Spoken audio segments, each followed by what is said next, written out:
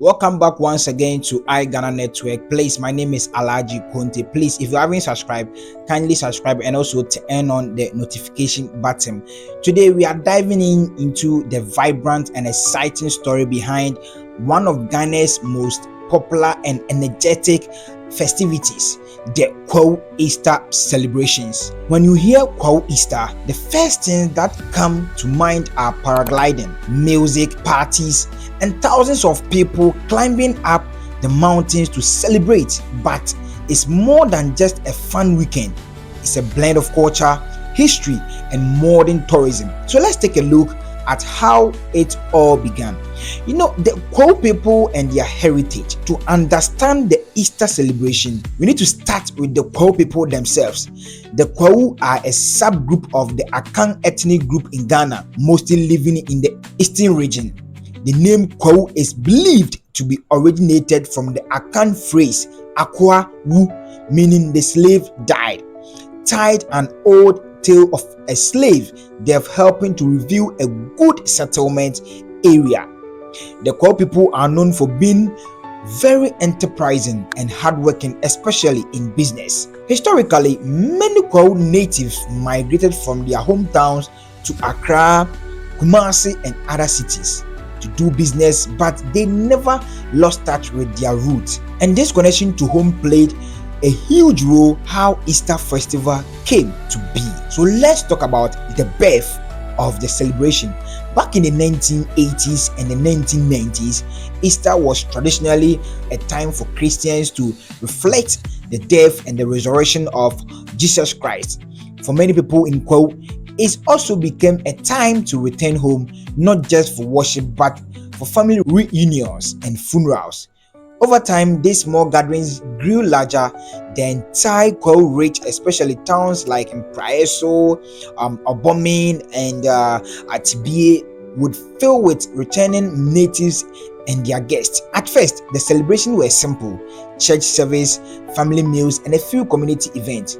But the large influx of people began to attract vendors, entertainers, and eventually business. What started as a religious and family affair gradually evolved into something much bigger. One is paragliding, a game changer. A major turning point came in 2005. That's when Ghana Ministry of Tourism introduced paragliding to the Easter celebration.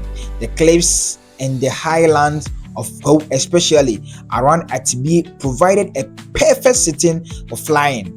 This bold addition instantly transformed the Easter weekend from a local gathering to a national tourism event. Since then, paragliding has become the signature feature of Kwahu Easter. It draws thrill seekers and tourists from all over the world. People line up to glide over the stunning landscape, and just like that, Kwahu Easter was no longer just a homecoming, it became a national festival. Music, street carnivals, and modern culture. By the 2010s, the Easter celebration had evolved even more. Big music acts started performing, street carnivals, concerts, all-night parties became part of the experience.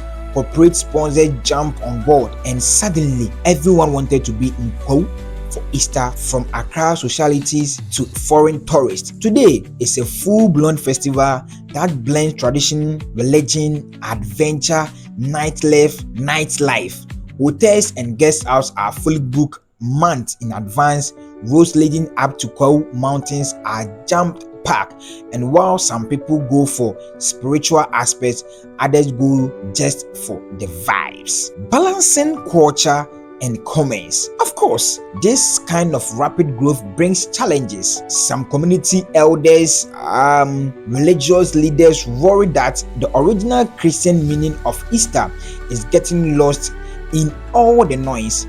Others see the economic benefits.